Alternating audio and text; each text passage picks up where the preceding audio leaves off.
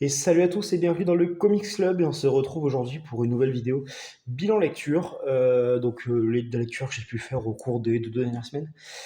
Et donc on va commencer tout de suite avec le mensuel Marvel Comics, donc le numéro 20. Donc on touche bientôt à la fin de cette mouture Marvel Comics, entre parenthèses 2. Et on a le principal intérêt de ce comics-là, c'est les 4 premiers numéros des 8 morts de Spider-Man, donc l'entrée entre guillemets sur le personnage de Joe Kelly. Enfin, pas l'entrée sur le personnage, mais l'entrée sur la série régulière, parce qu'il a déjà fait du Spider-Man. Et donc, comme c'est écrit dans le petit édito là, fait par Arnaud Tomasini, en fait, c'est un récit entre deux, entre la série de Zeb Wells et la réelle série régulière de Joe Kelly, comme a pu être Beyond en fait pour Zeb Wells, où c'était vraiment une transition. C'était pas vraiment ce qu'il voulait faire exactement sur le personnage.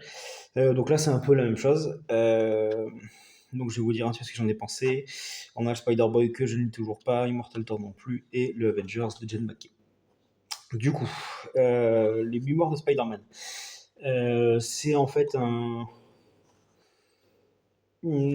récit un peu préquel, ou enfin un peu dans l'idée du One World Under Doom, qui va bientôt arriver également au mois de novembre, je crois, où Fatalis donne une mission à Spider-Man vis-à-vis de son rôle de sorcier suprême.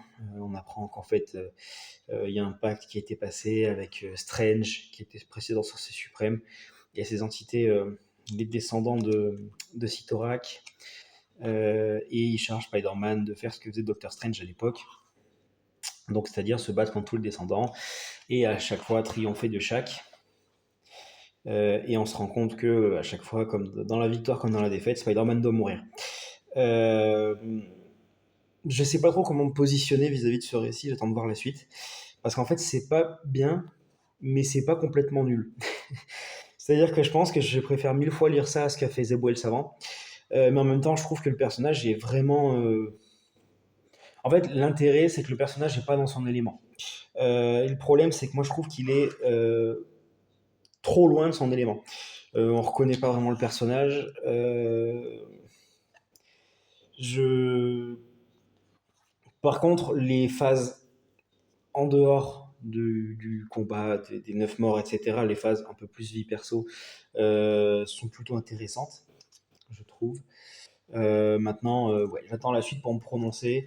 Je suis pas complètement emballé, mais en même temps, on sort d'une telle nullité, pour être gentil, avec Zeb Wells que bon, ben, j'ai pris plus de plaisir à lire ce Spider-Man là en tout cas que je ne compte pas la fin parce que c'est il y a un petit cliffhanger qui pour le coup est sympa.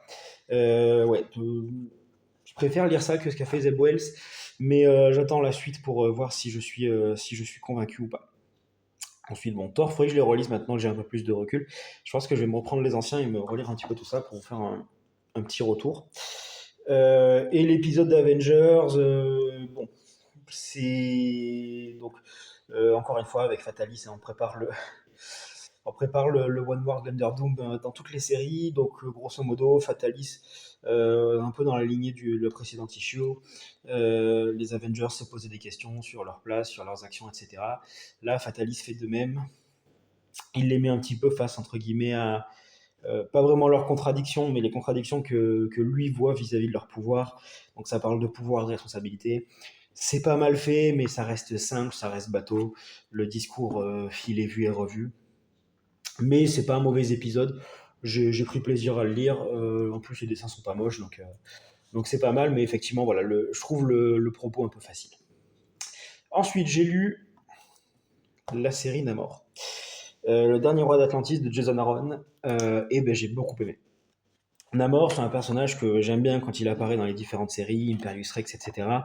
Mais c'est vrai que c'est pas un personnage que je connaissais beaucoup, parce que les séries qui sont sorties récemment, de luxe, etc., je les ai pas prises, notamment pour des questions de budget, ce genre de choses. Et en fait, je suis tombé là-dessus. C'était pas prévu que je le prenne, mais c'est un moment où j'allais un peu moins bien, et du coup, pour changer les idées, je me suis pris un comics qui n'était pas prévu. Et du coup, ouais, j'ai bien aimé. Grosso modo, on se retrouve face à Namor qui est emprisonné. Stingray va le libérer et lui dire qu'il y a une guerre entre 7 rois pour prendre possession d'Atlantis et que c'est à lui de régler ça parce que sinon ça aura des impacts sur le monde de la surface et donc sur l'entièreté de la planète. Et en fait, ce retour en Atlantis pour Namor est surtout prétexte à explorer son passé, sa jeunesse, comment il est devenu roi, comment même il est devenu avec ce caractère si, si spécial qu'on connaît à Namor. Et je trouve vraiment que c'est très réussi. Bon, déjà, vous voyez, je vous feuillette, les dessins sont très très beaux. Je trouve que le récit est intéressant, le pitch de base, bon, ben, ça peut faire penser un petit peu à Aquaman. Hein. Les deux personnages sont assez ressemblants, mais une bagarre pour le trône. Euh, mais euh, mais c'est bien plus que ça, donc je vous spoil pas, j'ai bien aimé la fin. Il y a, il y a vraiment une conclusion intéressante et bien faite et bien amenée par Jason Aaron. Donc voilà. Et du coup, ouais, le passé de Namor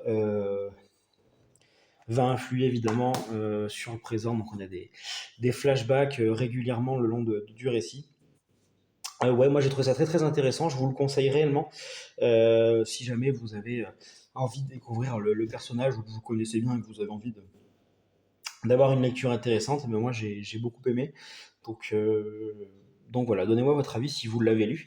Je suis vraiment curieux parce que moi qui lis pas beaucoup de Namor, franchement ça m'a donné envie d'en lire plus. Je trouve ça super intéressant.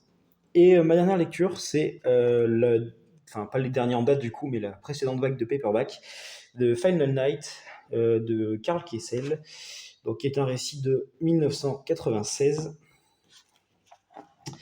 Et j'ai bien aimé, mais en fait, à la fin, bon, enfin c'est pas du spoil hein, parce que je vais pas vous dire, mais à la fin du coup on a une dernière issue, celle-ci, le crépuscule à l'aube, où en fait on résume toute l'histoire de ce qui s'est passé avant par le visu de notre personnage. Et en fait, je me suis dit, j'ai lu tout ça pour ça, alors que ça tenait en une issue. Et au final, j'ai pas eu l'impression, en fait, en lisant ça, d'avoir manqué de tant d'événements là-dedans.